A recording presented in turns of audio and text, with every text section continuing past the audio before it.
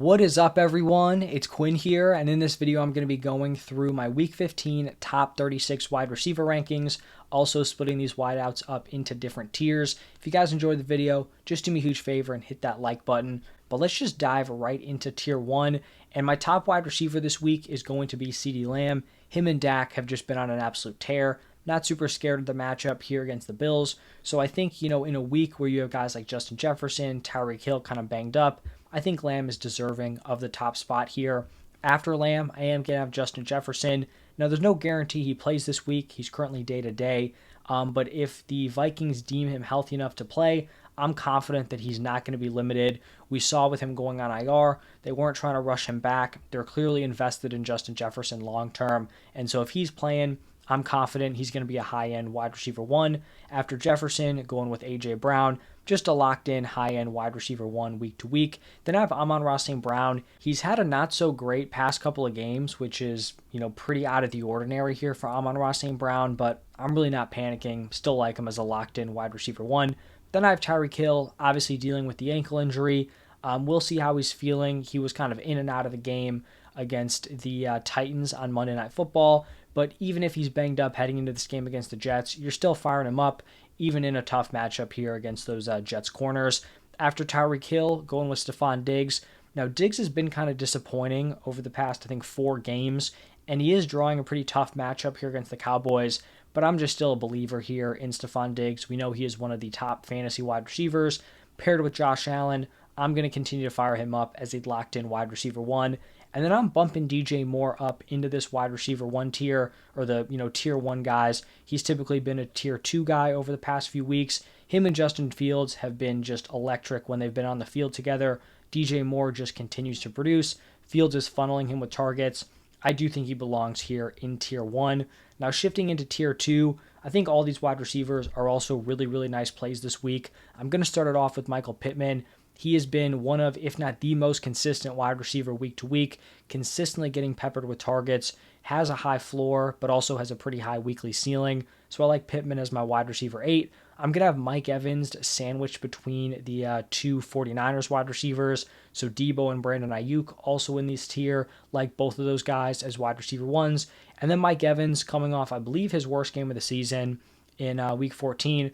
Not super concerned. It happens. Would expect a bounce back here against the Packers. And then after the 49ers guys, I have Jamar Chase. We've seen, I believe, 3 games with Browning being the starter for the full game. He had the one huge game in week 13. The other 2 weren't that great. I'm not overly concerned. We know Jamar Chase is super talented.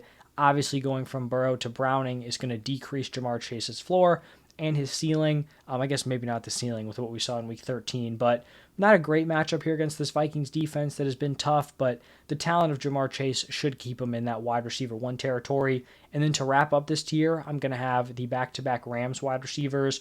Puka Nacua is my wide receiver 13. Cooper Kupp is my wide receiver 14. I think you could flip these guys. I like the matchup here against the Commanders. For me, I just think Puka has been the more consistent option week after week, but Cooper Kupp is coming off the bigger game in week 14. Either way, you guys are firing up both those dudes into your fantasy lineups. Now moving into tier 3, going to be your high-end wide receiver 2s to your mid-tier wide receiver 2s. Going to start off this tier with DK Metcalf. Having a solid year, currently like a mid-tier wide receiver 2 on a point-per-game basis. But this is a really nice matchup here against the Eagles secondary that has really struggled this season. Definitely one of, if not the best matchup for opposing fantasy wide receivers. After Metcalf, I'm going with Keenan Allen. I do think the loss of Justin Herbert is pretty tough here for Keenan Allen. You're also not getting like a backup quarterback like Jamar Chase with Browning coming in, looking impressive. Easton Stick just very unproven at this point. So I think Allen does take a hit, but I still think he's going to be peppered with targets. I just think his overall ceiling is definitely going to be capped here, and it's probably going to be a pretty ugly game here going up against the Las Vegas Raiders. After Keenan Allen, I'm going with Chris Olave. Didn't have a huge game yardage-wise in Week 14, but managed to get into the end zone. I just like Chris Olave as a player. Obviously, the quarterback play has been a little bit suspect, but I think he's a nice mid-tier wide receiver 2 option. Right behind Olave, I have Devontae Adams, another guy dealing with questionable quarterback play. I just think Aiden O'Connell is going to cap Devontae Adams' ceiling. Obviously, one of the best wide receivers in the NFL. I like the matchup here against the Chargers, but I just think at this point in the season, it's kind of where Devontae Adams is falling here. And then the final guy in this tier is going to be Devonta Smith. This is pretty much where he's at on a point per game basis. Decent matchup here against the Seahawks, so he's my wide receiver 19. Now pivoting into tier 4, our mid to back end wide receiver 2s. Going to start off this tier with Garrett Wilson. I think Zach Wilson back at the quarterback position is a plus for Garrett Wilson. He just continues to pepper him with targets. Garrett Wilson had a really nice game in week 14.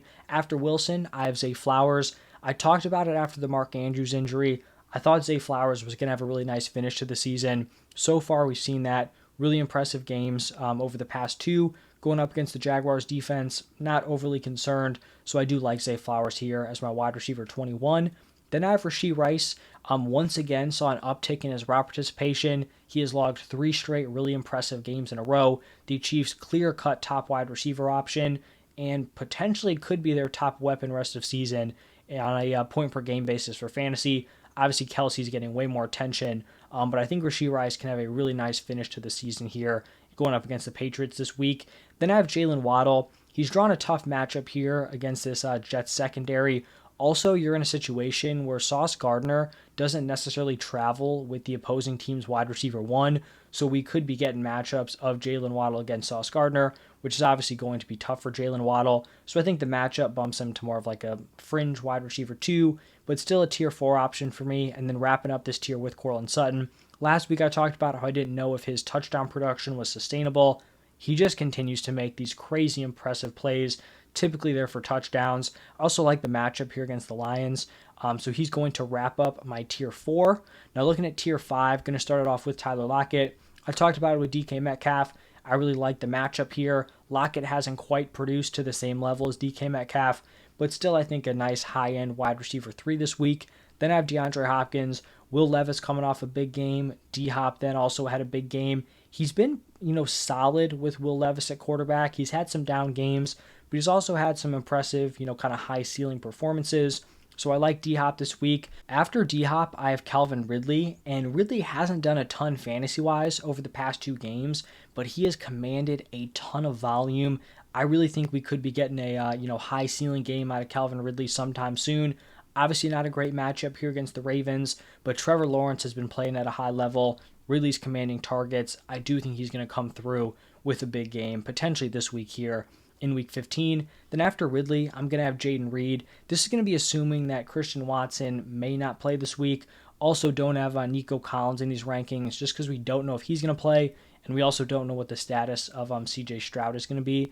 Once Watson, or if Watson actually gets ruled out officially, I think you could make an argument for bumping Jaden Reed up even more. They're getting him involved on the ground.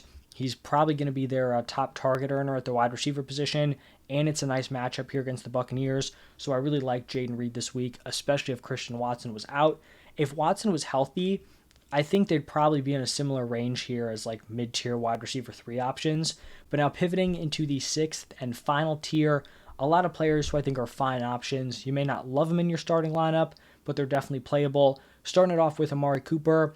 He had been pretty rough in the games with the non-Deshaun Watson quarterbacks, but I think Joe Flacco coming in really is going to potentially save his season here. He left early in the Week 13 game, but he was still commanding a lot of targets early on in that one. He commanded a ton of targets in Week 14.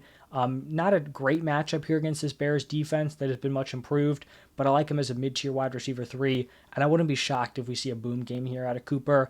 Then I have Drake London coming off a massive Week 14 game. This is pretty much always like the talent of Drake London versus his situation in quarterback play. Ritter was feeding him in Week 14. We'll see what happens here in Week 15. Wide receiver 31, I have Deontay Johnson going up against the Colts. I like Deontay heading into the season. The volume hasn't been as locked in as maybe I thought, but he actually has been getting into the end zone a little bit, which is definitely big a difference from last year. After Deontay, I have JSN. I really like all 3 of these Seahawks wide receivers this week in this matchup against the Eagles.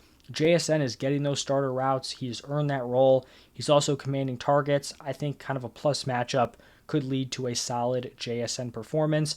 Then I'm going to have Demario Douglas. This is obviously going to be assuming he's returning after missing 2 games with a concussion. Not really a great matchup here against the Chiefs, but I do view him as the Patriots' clear-cut wide receiver one at this point. And then two veterans back-to-back. Starting off with Adam Thielen here. Had a fine game in Week 14. The production has dipped, but he's still going to have fine volume as, Bryce Young's kind of safety blanket. And then I have Terry McLaurin. Prior to the bye week, he had 3 or 4 just really rough games in a row. It's definitely not great, but I think coming off the bye, we could see an emphasis on getting him more involved because he is their top pass-catching weapon. And then the final guy in this tier is going to be T. Higgins. Obviously, he hasn't been great with Browning at quarterback, but I do think he's very talented. Browning has played well, so I think the big games for T. Higgins could be coming at this point. And that's going to wrap it up for the top 36 wide receivers this week. If you guys enjoyed, hit that like button. Already posted the running back rankings if you guys want to check those out. But thank you all for stopping by, and I will see you in the next one.